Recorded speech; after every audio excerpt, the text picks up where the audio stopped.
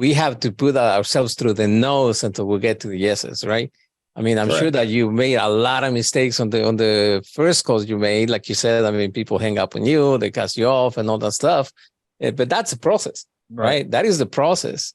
And that is the beauty of it, I mean, changing the mentality of saying, okay, I'll see how many no's I get until I get to the yes, right?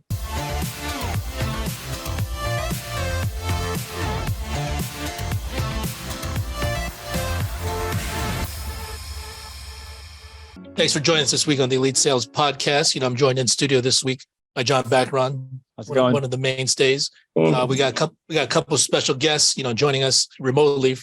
Gerald, are you in Georgia as well? Yes.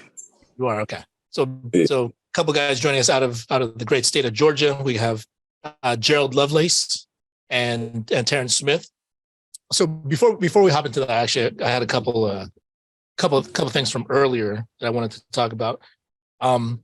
It's actually, I guess in our business and, just in our day-to-day lives, we're all kind of surrounded by negativity, right? There's different levels of it, some different degrees of it, some people more than others. Kind of depends on, who you choose to associate with most of the time.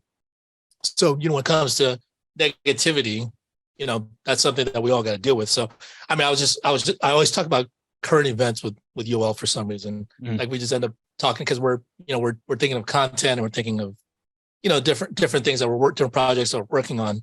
And then constantly like, it's like the lowest hanging fruit because, you got Yade, you got Sam Bankman-Fried, you got FTX, you got all this different stuff going on.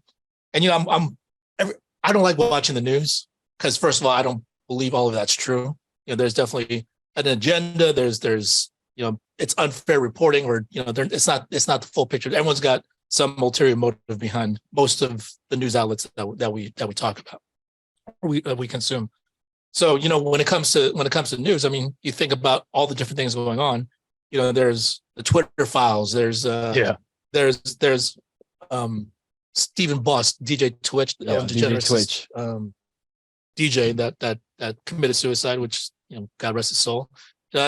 These are things that are all like negative. Everything's like negative primarily when it comes to watching the news. Because part of it is they want you to continue to watch. Right. If it's just a bunch of good news, people would tune out. It's an audience capturing machine. Because you wouldn't be like, oh man, it's crazy. Like people want to catch that information first. They want to be able to go and talk about it. They want to be like, how would I handle that situation? So negativity. You guys were just talking about negativity on one of you guys' calls earlier, right? Mm-hmm. What were you talking about when it comes to that? Well, I mean, something that we mentioned earlier was, not to pay too much attention to the negative stuff that is happening out there. Especially when it comes to news and all that stuff. I mean, I know that things happen out there. And a lot of people say, you know what, I want to be informed of what is happening. But in reality, what difference does it make? Yeah. I mean, if you just focus on what somebody did, something happened somewhere that you have no control over, in reality, it's just distracting you from your actual activities. I mean, something that we talked earlier is that me and John have had more conversations. And, we talk about the negative stuff that was happening, with the business, outside the business and stuff like that. But, the conversations also changed to what are we doing better? What can we do to better our situation, to better our teams, to better the conversation that we're having with people? And those are the conversations that we should be having all the time, rather than focusing on what's happening out there. Something that I was telling earlier, John, a friend of mine called me and then he was telling me about the soccer team that won something. World Cup? Yeah, the World Cup. It's done? I think it's France and Argentina moved on to the finals. On Sunday, yeah. Okay. They did. Okay, so that's what I told the guy. I said, okay, well, I don't know. and then he goes, so you don't know? I said, no, I didn't even know that the World Cup was going on. And then he goes, you didn't? I said, no, I didn't. He goes, it doesn't make any difference to me. There's nothing. I mean, in fact, I don't even have the time to be watching a game in the middle of the day.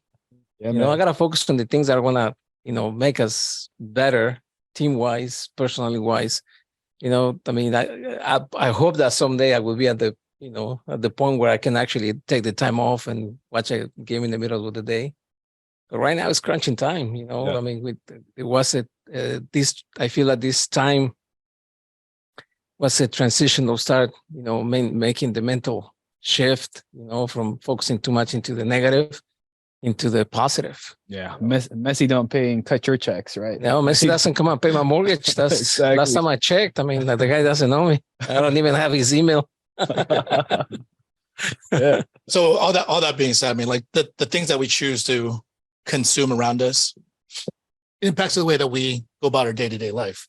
The people that we choose to associate with us, too, the people that we talk to on a regular basis, people that we spend energy on, either they're going to add to it or they're going to take away from it. Right. Yeah. Right. So, you got to be really wary of that kind of stuff because, sometimes we get into these habits and if we hang out because we're just used to hanging out. The thing is, those people could be sucking all your energy. They could be taking all your motivation. I mean, and at the end of the day, I mean, like, yeah, cool, you're loyal. That's your homie. You're hanging out, but in the long term, how does that help you? Mm-hmm. Right. So, I mean, with all the news and everything else going on, yeah, it's current events. I mean, you may think you might want to just know briefly what it is, but don't put too much energy into it unless you're thriving, unless you're in a position where you effectively can go out there and create some change. You actually can impact that situation. Because for the most part, if you're in a position where financially you're not where you want to be, your business is not where you want to be, your personal relationships are not where they want to be or where you want them to be, why are you wasting time on other people's problems? Yeah. It's like there's no benefit to it whatsoever. So, I mean, that's just something that I kind of was talking to a couple of these guys about, and we'll get back to that later. But, as far as talking about negativity, Terrence, are you on here? So we got Terrence Smith. Yeah, what's going on, brother?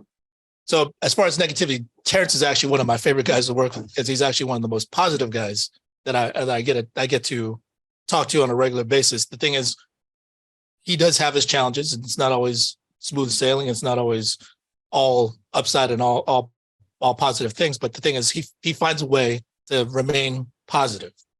Would you say that's a fair statement about yourself?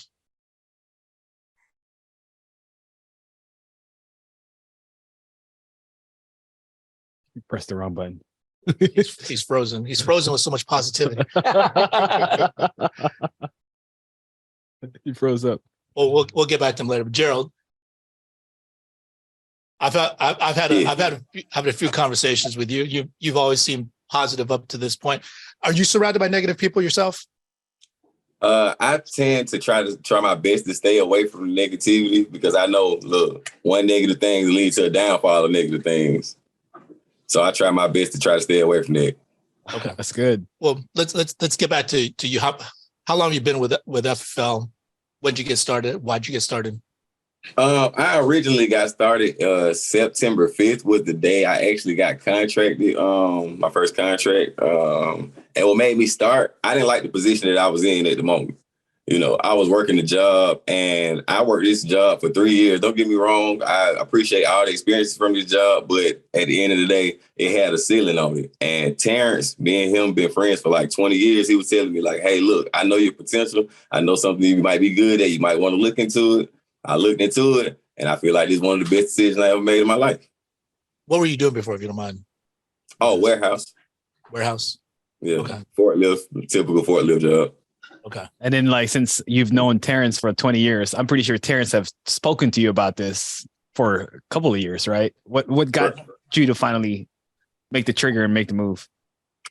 I was at the end of my rope at the moment. Like, I was in a very, very uncomfortable situation, and I knew at that job, it wasn't going to help the situation out.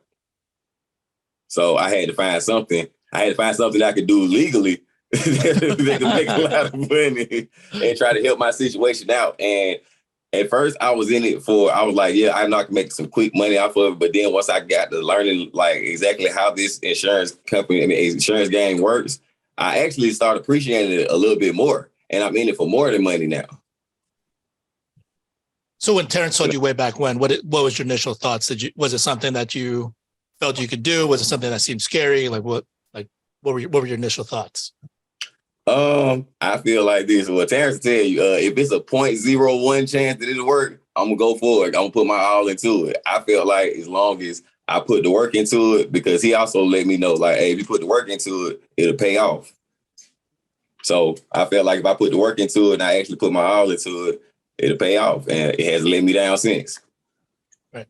So would you categorize Terrence as being a positive person?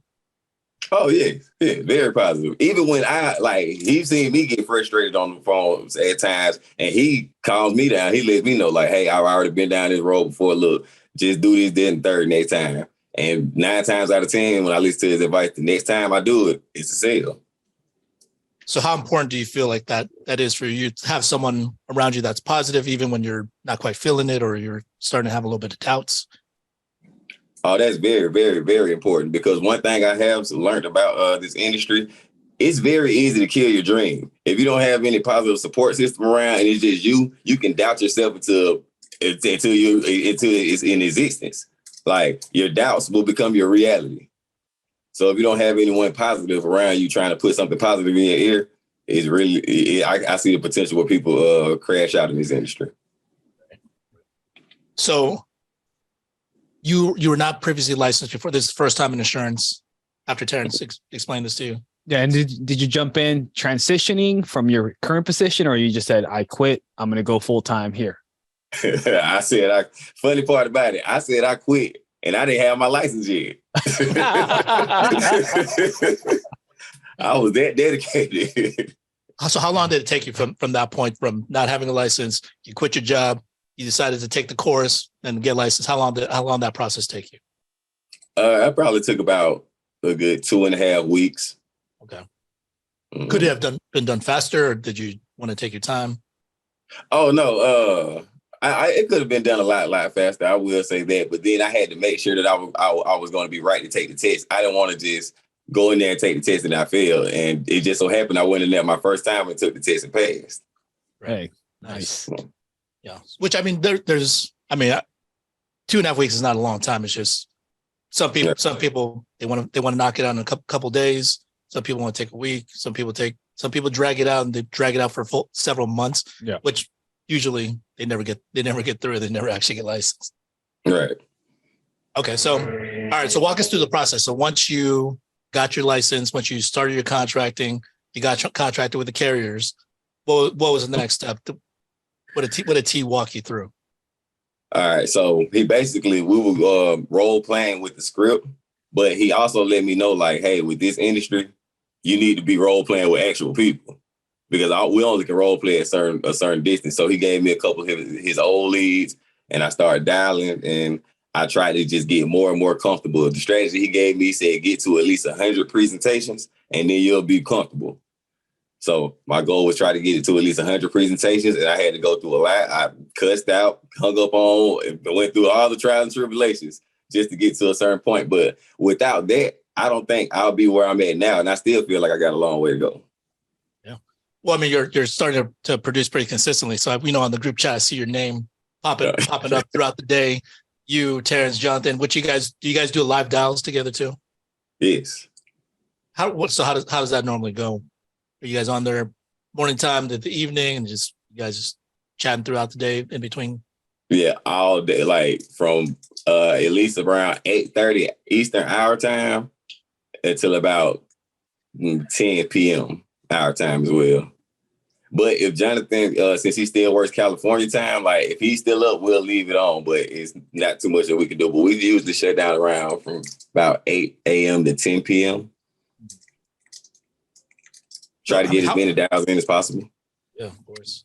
So has it been a big resource for you guys to be able to do that together rather than just dialing separate and running your own thing? Oh, yes, because sometimes, if I need some help, Terrence will be listening and he'll help me out throughout the conversation. He even called you sometimes to help me out. So, like, hey, it's like we're a team with it. Like, sometimes he might need a pointer or two, or Jonathan might need a pointer or two. We're just all there for each other. So do you do in-person appointments, virtual telesales?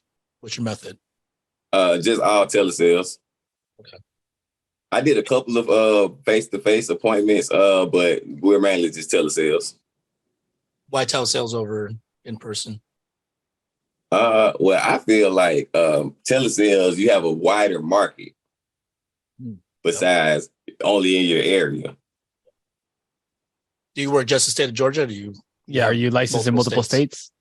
Oh, yes, I have 17 states now. I'm licensed in 17 states now. Okay. Yeah. So as far as leads, what type of leads are you working? How many dials do you do a day?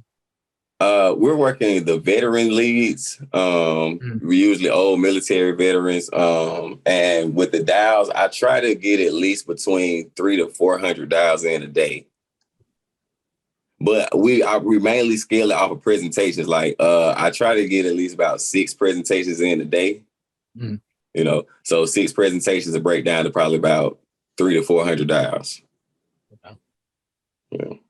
Good. And then how many days a week do you do that? Oh, 7 days a week. Yeah, we see you guys popping up on Saturdays and Sundays. So yeah, we love it. Like I'm addicted to it. Like I told you, when I first started, I didn't think I was gonna be addicted to it until like now. Like I'm addicted to it. Like my girlfriend tell you, I talk about this so much, she about to start doing it. That's enthusiasm right there. Yep. Well, that's a positivity transferring over from your enthusiasm over to her.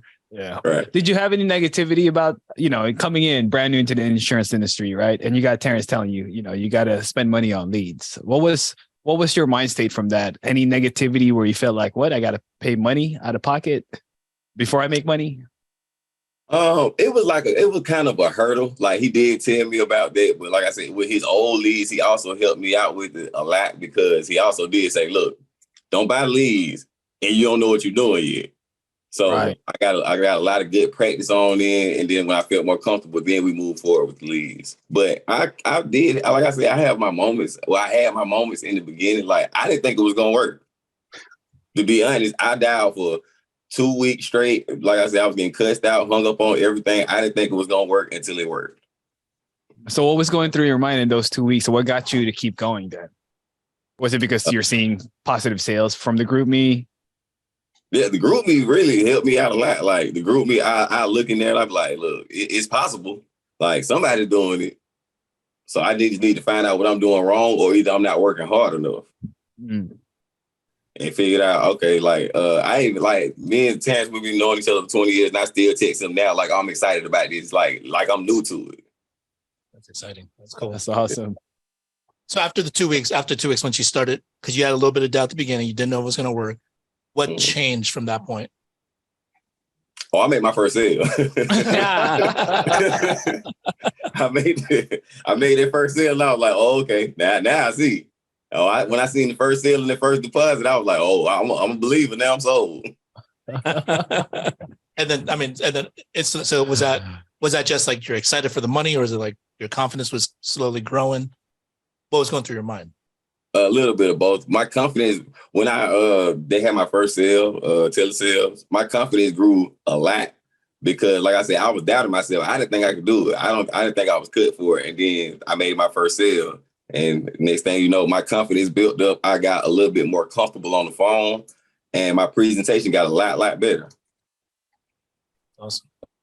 I mean, it's like the doubt kind of built me to be better. And that's actually, I like your story because your story really, in reality, shows that we have to put ourselves through the no's until we get to the yeses, right? I mean, I'm sure that you made a lot of mistakes on the first calls you made. Like you said, I mean, people hang up on you, they cast you off and all that stuff. But that's the process, right? That is the process.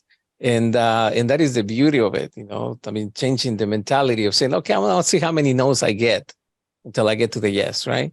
And then keep going. I mean, I like the fact that you guys are on the phone. I mean, pretty much all day. That's pretty cool. I mean, I was even thinking that I was on the phone myself a long time, and now I can see that I'm not. I gotta probably put more hours into it. Hey, but it's true because the thing is, as a brand new individual, you're brand new into the business, no knowledge of it. You have your skill that needs to go, and the faster you can get over that skill of 100 presentation. Will it take you 6 months to a year to get you 100 presentations? Or if you worked 8:30 till 10:30, 10 p.m., Monday through Sunday, 7 days a week, how fast can you build that up? And so you took off in 2 weeks. That's pretty good. Yeah, that's pretty good. Yeah, absolutely. And the fact that you guys have each other support, I mean, on the call, I mean, that's good too. Another thing that I like about, I mean, that you just mentioned is that you guys help each other. You guys tell, okay, you need to do this. You guys give each other pointers, and that's good though. That's something that I did within the last couple of weeks. I mean, I got these two guys in my office. I'm not going to say who they are, but they're sitting right next to my left. And these two guys, I mean, within the last couple of weeks, they have actually said stuff to me that it made me uncomfortable. But I never said anything. I stayed quiet. And I was like, dude, if I want to grow, I mean, I got to get rid of my ego, and I've done things, I've said things, and they pointed out, and it's good. So thank you guys. I mean, and because the truth is, but it's up to you also to receive it, I mean, you got to get rid of the egos in order for you to be able to grow and help others grow. So Take Christmas gifts. of course. That's a good point. Were you ever? Sorry, did I cut you off? No. Go ahead. Okay. I was gonna say, for a lot of people, especially when they're new, they get uncomfortable having their camera on, unmuting themselves, having other people listen in when you're new, and you're kind of fumbling through the script. You know that you're probably going to mess up on the phone calls. Was there ever a point where you're like, I don't want to turn it on. I'm gonna mute myself. Did that go through your mind? It did, but I also knew I had to make myself uncomfortable in order to make it work. So I trust me, my heart was beating, my hands were sweating, I was really uncomfortable, but I knew I had to do it. The uncomfortability made me more comfortable. Right. So you became comfortable with the uncomfortable. right. I like that. That's perfect. Perfect to say. I became comfortable with being uncomfortable. Well, isn't that the whole thing? Like, you, instead of fighting it, because you could start justifying, oh well, my camera's not working, or my mic's kind of messed up, and I'm just gonna mute it, or I get really distracted. You just accepted it and just be like, well, it's the only way I'm gonna get better. Yeah. And if I want to get good results, I just need to do it. Instead of fighting it, you put all your energy into, all right, let's just try to get through this call. And then you received all the critique, constructive criticism, all that stuff from Terrence and whoever else was helping you during that time. Just took it for what it's worth and actually tried to put in the work and try to get better. Mm-hmm. Yeah. So that's one thing that for anyone out there that's trying to get help or trying to improve your business, like, ego gets in the way. Mm-hmm. And a lot of times people they rationalize things, they justify things, and that's, as a human being, this is your right to do so. But the thing is, you got to ask yourself, how does this really help me in the long run? Yeah. Is it are you just delusional in that time frame? What you're telling yourself, oh, no, it's cool, I got it, I can figure it out. But in reality, you're actually just pushing your success further back, and sometimes you never recover. Mm-hmm. Right. You really just got to ask yourself, what you're doing. Are you procrastinating? You have a fear of rejection. You have anxiety. Just ask the real question. What is what I'm doing now going to make me money? Right? We're here for income. So if you're locked in or logged into your Zoom dial, but there's no calls, there's no unmuting, there's no video, is it really making money? Yeah. Right. And you also got to change the mentality when it comes to the business ownership, right? Yeah. I mean, something that I've been doing. Okay, so a couple of months back, I was thinking like, well, I'm the business owner. It's my own business. I can do whatever I want. I can leave early. I can come in late. I can whatever, right? But within the last couple of weeks, I mean, I was like, I can't do that anymore, because obviously that mentality, those habits didn't take me to where I wanted to be at the end of this year. So I changed my mentality and said, you know what? I want to become an employee. I want to become an employee of my own business. And so now I put my time, okay, I want to start at this time. I want to be over at this time. And I show up to work, and because I'm accountable more to myself to say, okay, what did I do at the end of the day? What is it that I accomplished? Did I accomplish something, or you just came over here to warm up my chair? You know what I mean? So I had to be more realistic with myself, and then actually being aware of what am I watching when I'm in my dialing time. Am I reading something that is productive? Am I listening to something that's productive, or I'm just listening to, I don't know, watching a YouTube video or something like that has nothing to do with the business. So all those things I needed to change and shift. I mean, so now I come to with a mentality that I'm an employee, and it's something that Albert said a couple of weeks ago. He said, for the new generations, we need to teach people to be employees until they learn how to become business owners. And that hit home. I was like, man, I don't even know how to be a business owner. So I got to put myself through that so I can learn how to be a real business owner, Yeah, it's a good conversation, especially, kind of like what happened to him, to Gerald, where Terrence said, this is what we're doing. We're logging in. We're making calls. You're going to get beat up. I think it's a great conversation of setting the expectation. Right. You're going to get turned down. People are going to cuss you out. So they know it. And then once they embrace it, it's like, okay, he said it. It's true.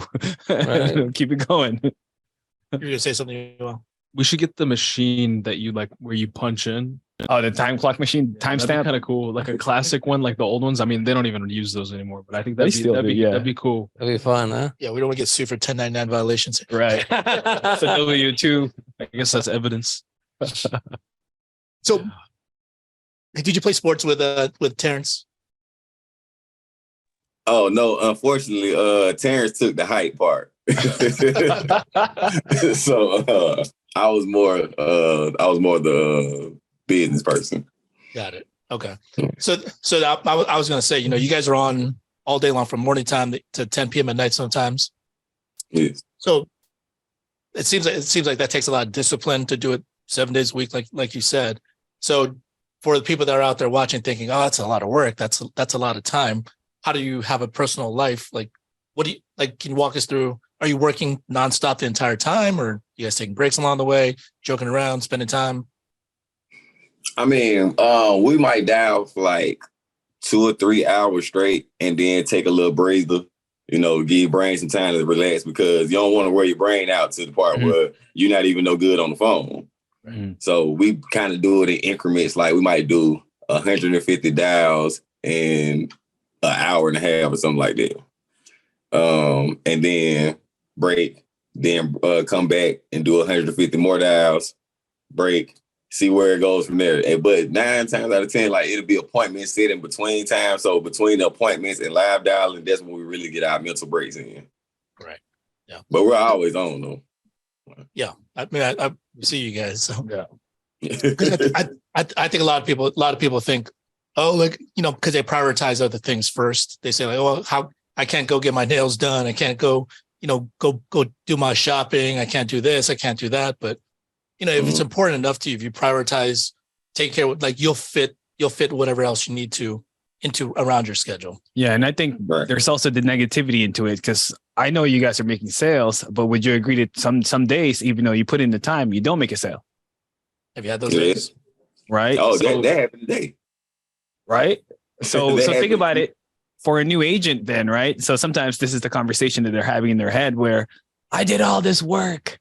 I didn't get any results. I could have gone out with my family. I sacrificed this much. I could have gone somewhere else and gone on vacation. Like, what would you say to a new agent that way, to where the reward is more fruitful from the current situation that you're in? Well, all I can really do with that is just pretty much give them the same way that I had to learn through Terrence. Like, hey, look, put in some more work. Gotta work a little bit harder. That's just how it's a numbers game. Like, if you can scale it out, if you feel like, hey, look, I did 300 dials, I got 6 presentations. Now, if everyone said no, there's nothing you can do about that. Mm-hmm. You just got to accept your fate. But as long as you tried and you put an effort in, you should appreciate that more than anything. So when the sale do come, you'll feel more fruitful from it. Yep. So something that I also started doing, I actually did it with some of the people that I barely hired. I became more clear about what the business is. I don't say to people anymore like, hey, this is gonna be easy, you're gonna make money, blah blah blah. No, I tell them the truth. I say, this is hard work. This is hard work, and when you get to the money, you're gonna enjoy it. But in order for you to get to the money, this is the kicker right here. I said, you gotta think of it as when you go to work. If you are supposed to clock in at 9 and to whenever, 5, 6, whatever, you're still gonna sacrifice the time away from your family. Right. And you're not going to go and complain to your boss, hey, you know what? I came to work here 8 hours and you pay me the same thing. right? I mean, so what I tell people is you got to think the exact same way and then put your schedule a non-negotiable time. You know, Right. that time with that you're dialing is non-negotiable. It is what it is. You have to go show up, dial, and nothing what happens outside is going to become a distraction. Because the truth is, you're doing that for like, I don't know, a certain period of time, Yeah. you're going to get to the position where you can actually start taking more time off. That's true because, think of any W-2 type of work. They had to go to work for 5 days, 4 days a week, and then get paid in 2 weeks. They still had to mentally go clock in. Mm-hmm. Most of the time they're going in, they're getting nothing done. Yeah. Right. And here we are. We're so spoiled. Oh, I didn't make a sale today. That's true. Yeah, but I mean, just, set up the non-negotiable time. I mean, just, go to work, make the dials, put yourself through the nose and have fun with it. Well, I think to John's point, I mean, he was talking about those days you go through and you didn't make a sale or you didn't bring in commissions that day. Right. Like, it's real easy for an agent to be like, oh man, I wasted an entire day working, or I devoted this day for work, which, I mean, you didn't spend the whole day working. Right. Let's be honest about that. You devoted the day towards working. So you bypass personal plans that could have been fun, that could have been other things, recreational stuff. Yeah. So, you mentally told yourself, I'm going to work instead. And then you didn't see any immediate results. And then you start getting into this mindset. Oh man, I could have been doing this. I could have been doing that. I wasted a day working. Yeah. Where in reality, if you do self-evaluation in this situation, because I've been there, I've done the same thing. Yeah. The thing is, those days when you feel like I could have been doing something else instead and I wasted this day, it's because you don't have that same consistent schedule like Gerald and Terrence and Jonathan and all these guys in this group have. Because if they strike out that day, they're like, so what? I'm working tomorrow anyway. Yeah. I'm gonna get it back. It's a strong discipline. Right. It's just when you guys are just thinking, I'm gonna work this day and then take the rest of the week off until I decide to work again. Yeah, it's gonna be disappointing. Yeah. Right. There's no other way around it. Right. I agree with that. Well, I do want to add this on to it, though. One of the hardest things that I have realized, though, in this industry, staying consistent after you get the money. Yes. Because the money can make you really lazy. Yeah, because imagine, right? You're clocking in at 8:30 to 10. What if you made a sale at 9? That throws your whole mental, I'm set. You sell your first 2 or 3 of the day, and then you're just like, cool, I made some decent money. I guess I'm gonna take the rest of the day off. Exactly. Yeah, that takes a real discipline. I mean, that's an excellent point, because we do see that happening. People make their money, and then there's like, well, I'm used to making this money, so I guess I'm off for the month. Yeah. So what do you do? What do you do, Gerald? Yeah, how do you stay motivated? How do you keep going after you make your sale? I don't even look at it as a sale. I bypass it. I mean, I feel good about it, but then I'll be like, okay, on to the next call. I try not to pay it no attention, because I know if I pay it attention, I get to thinking about it, then my mind will get to venturing everywhere. Then next thing I know, I'm going to be to spend the money before I even had it. Yeah, you started thinking about where it went. Right. So I try not to think about it at all. I just be like, okay, on to the next call. Right. Okay. Nice. Yeah, that's a good thing. I mean, you make the first call, and then after that, the rest is gravy. You just gotta keep on going. But that's something that we mentioned earlier too. I mean, you make the first call and go, oh man, it's probably 9 o'clock, it's probably 10 o'clock, and I can probably go home. But no, I mean, you gotta push it, because the best time, I mean, for you to make the next sale is after you make the first one, right? You're in rhythm. Yeah. So you just gotta continue. You gotta learn how to be disciplined in reality. That's what it comes down to, in my opinion. You have to learn how to be disciplined and to avoid distractions and stay focused. I mean, that is what is in reality what's been your streak, Gerald, since you guys have been so far? You said you started September to December now, right? What's been the biggest streak of how many families have you helped out within one day versus like 1 week to the month? In one day, I'd probably say the most I've done families, right? Families of like 4 families. Wow. In a week, I think I did 7 in a week for the most. Yes. And for a month, I'm not exactly sure how many I did in the whole month, but America looks pretty nice. it's a lot. It's a lot of stuff. Hey, going on, with so many families that you help, and even your girlfriend thinks that you're handsome, huh? right. Hey, a lot of problems stop. A lot of problems. Winning cures all. Yeah. Right. But that's good too, though, because like when you're not thinking too much of the sale, you're not thinking too much about how you spent the money. If you continue to just focus on working activity and you're consistently disciplined to working, you don't have a lot of time to spend the money. So it's just been piling up. Right. So when you finally do think, oh, I want to do something nice. Oh, I got expendable income. Right. Yeah, which I mean, if you guys listen to Jocko Willink, who's going to be speaking at National Convention, FFLconvention.com, make sure you register there. But, you know, he always, like in his writings, in his podcasts, in his books, all that stuff, he always talks about, you know, people mistake. If you have discipline, you know you have set number of hours that you were committing to work. You treat yourself like an employee for yourself. Yeah. You go to work, you have these days set. People think, oh, I'm losing freedom. Mm-hmm. When in reality, if you have all this freedom and no discipline, the thing is, you're never going to have actual freedom. Yeah. You're always going to be behind financially. You're always going to be needing to catch up. So discipline actually truly does equal freedom. So if you want real freedom to do what you want to do financially, not have to worry about money, to have type of structure and everything else you need for a good balance of your life, it's got to be discipline first. Mm-hmm. You know, so don't overlook that. Don't put one before the other. Yeah. Don't put freedom before discipline. Before the work. Yep. We got Terrence back on. T, are you on? Are you working? I'm back on, brother. How you doing? What's going on? Was the baby giving you trouble? Technical difficulties. I don't know what it was, but I'm we back. saw you move your hand. You pressed something and then you froze. Yeah. Piggyback on what Gerald said. I told Gerald when he started, I said, brother, I don't want no credit for what you're doing, man. All this is you. You putting in the work. You putting in the dials. This is all Gerald. And if you don't go right, you can't blame me either. You know what I'm saying? But at the end of the day, bro, I'm proud of you, Gerald, man. You're doing good. You making me, I'm bragging to Albert about you, bro. And I just feel like this the best. This is just the beginning. I feel like you like a 40, 50 families person a month. Easy, without a doubt, bro. Like you got the work ethic, you got the grind. You smart. You're gonna be all right, bro.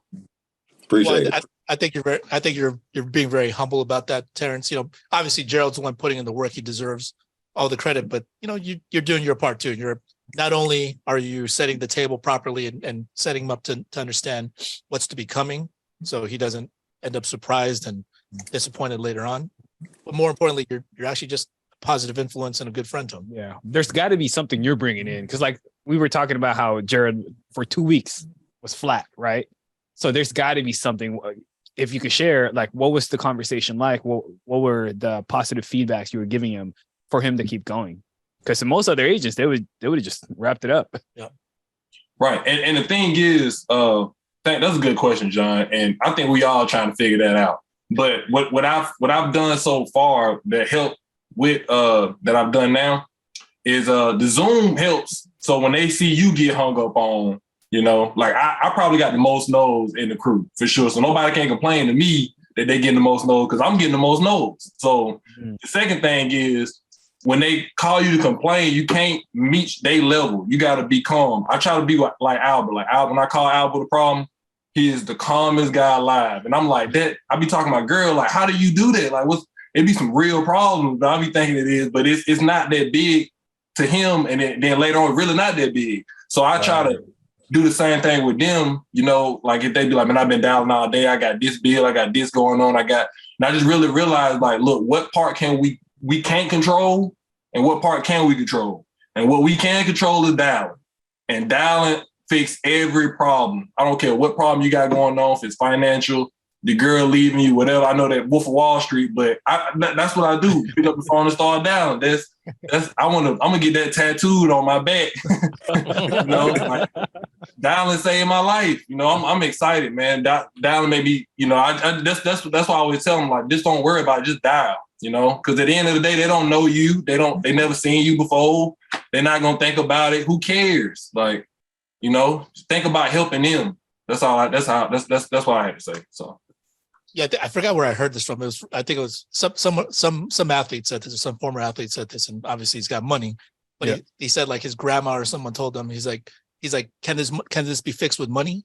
And then he's like, yeah, and he's like, then it's not a real problem, Right. Because the money part you control. Yeah. The money part you control with your work ethic and your discipline.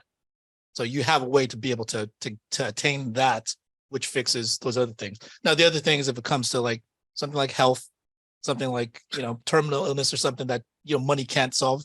Yeah, that's a real problem. Right. So we just got to keep that. We got to keep that perspective. So, T, I mean, I love your leadership, and I love the things that you're doing for your team. It's definitely reflecting in their performance, their attitudes, the way that they communicate, the way they carry themselves, all that stuff. So, well, amazing job to you. Thank you, brother. I appreciate it, man. Thank you for working with me, man. And John and Misha, thank you guys. Y'all all helped me too. I appreciate it. Absolutely. So Gerald, we're gonna wrap up with you here. So let me ask you a few questions. Okay. For someone that's struggling, what type of advice would you give them?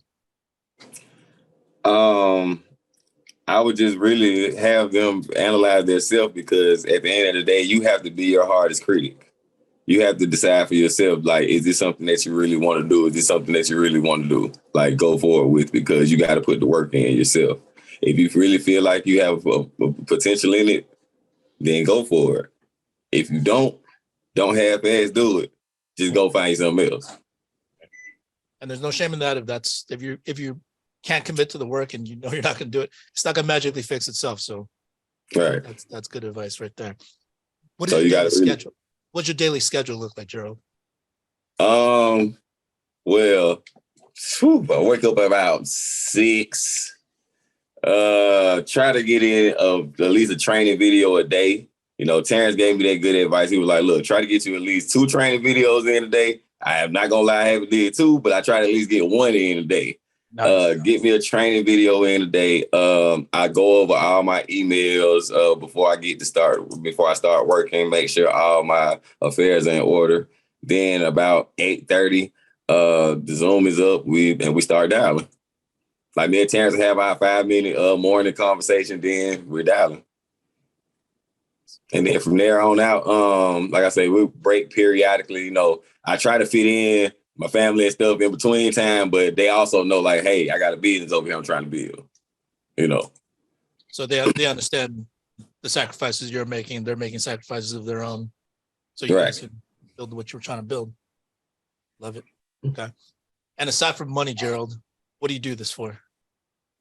I actually find pleasure in helping families, because before I started selling insurance, I wish I'd have known what I know now, because it's so much stuff. Like, we could have, like, my family specifically, we could have been generationally wealthy right now if I'd have known this stuff back then, if somebody would have known this stuff. So I really look at it like, hey, look, I just need to put the knowledge out there. Even if you don't buy from me, even if you buy from someone else, as long as I can give you this knowledge, I feel better. And that would make me start going a little bit more harder. Because I was like, hey, look, it feels better helping people instead of getting the money. Because the money going to come when you start helping people. Right. It's true. So now that you got a little bit more experience under your belt, Terrence was able to introduce this idea to you and, put you on and share this opportunity. Is that something you'll be looking to do for other people you know? I talk to everybody I know about this. Everyone I know, I'll be like, hey, look, y'all, I understand what y'all going through. Like, the people at my old job, I try to recruit them, because I'm like, look, I know what y'all going through. There are other options out here besides this warehouse. Like, it's whatever it is. Like, if you feel like you're struggling, you're going through this, that, and the third, look at me for a prime example. I was just here with y'all. Now I'm free to do it. I feel like I'm on my way to financial freedom. Mm-hmm. And another thing that keeps me motivated with this is, like I said, it's real easy to lose your focus when you start getting money. But I have a goal that I'm trying to set. Like I told Terrence, like, hey, look, by next year, I want to be one of them dudes in the red jacket. I'm trying to be a super producer. He started telling me about integrity. I'm like, hey, look, well, we need to start taking it up to this level. I want to raise the bar so high for us, so I'd never be content. And that keeps me motivated. It makes my hunger never die. Love it. So, I mean, you're here building the fundamentals. So, Gerald, I'm really excited to see your progression and your growth here. You always been a pleasure to work with. You know, Thank you. You and Terrence you and Terrence always kind of keep me going throughout the day. You know, because I'm like, you guys are working. I feel like I got to make sure I do my part too. And I appreciate you. I appreciate it. Appreciate y'all.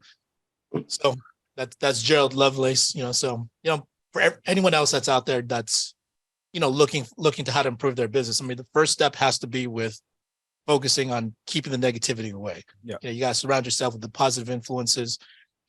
Just a couple of weeks ago. And before I get there, would you guys say I'm a pretty positive person? Yeah.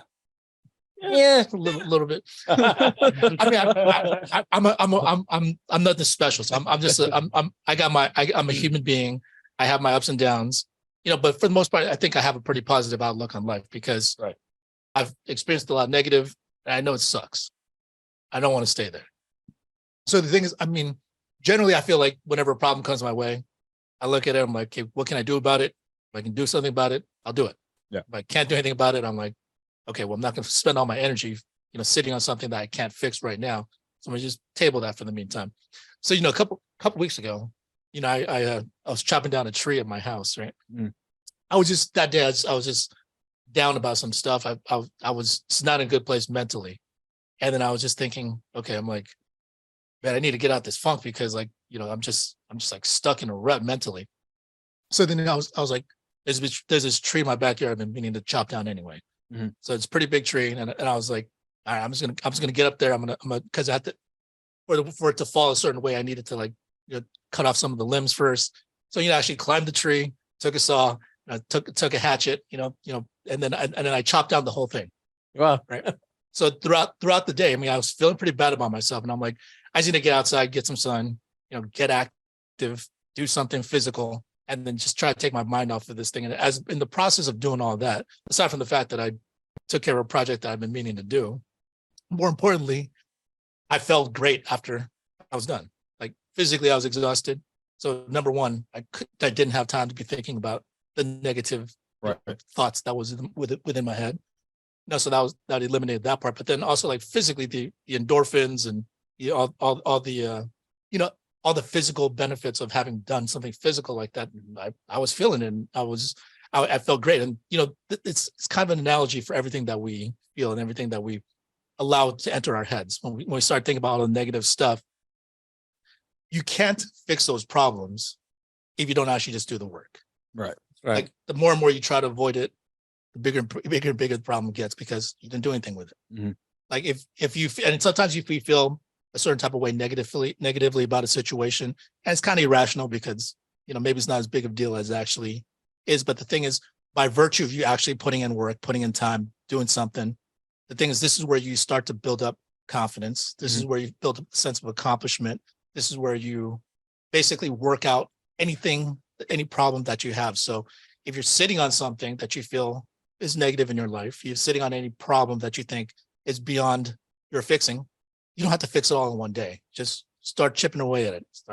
Start taking some hacks at it, do what you can. And in the process of doing it, ideas come your way. Yeah. Because I didn't know exactly how I was going to attack it, but I'm like, I'm up here. What should I do next? Yeah. Right. So that's my piece of advice to you guys. Yeah. If I could add to that, I was just mentioning this to my last call. You get sad and you get negative because of something that happened in the past, right? And you get worried because of something that could happen in the future. So what you got to do is you got to stay focused in the meantime, in the present, on what you got to do. And you know what you got to do? Like what Tara says, you got to go dial. Because whatever situation of your problem is, if you ask that question, if I made more money, will this problem be fixed? And if that answer is yes, let's go to work. Right. And of course, I mean, just if you're going to reach out to somebody, reach out with a question that is going to give you an answer to do something better. Don't reach out to people to vent or complain about something or somebody else.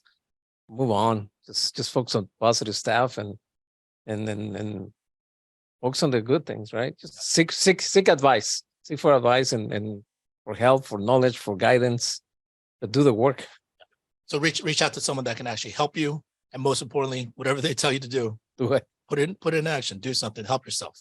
Right. So, hopefully that was helpful. I mean, I know I got a lot of great stuff out of Gerald and Terrence. Appreciate both of you guys coming on and sharing. Appreciate John, Misha Elias, hopping on. So let's go out there and, put all this into action, whatever areas of your life you can try to improve. Let's go out there and do it. Be elite, guys. All right. Thank you, guys. Have a good one.